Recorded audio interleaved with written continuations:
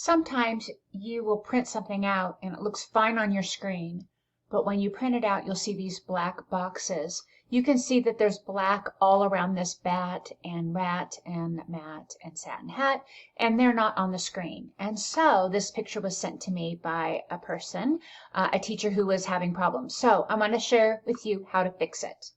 When you open a file, you should see this little Adobe image. Let me bring it up a little bit bigger.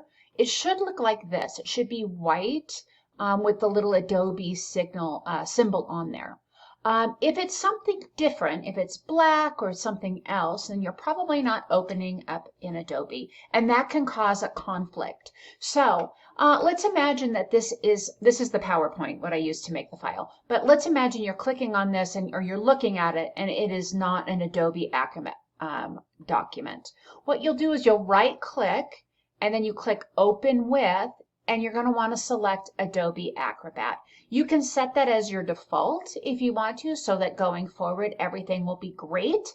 Or if you just need to do it for that particular file, I would suggest if you do purchase things on TPT to do it in the Acrobat, Adobe Acrobat.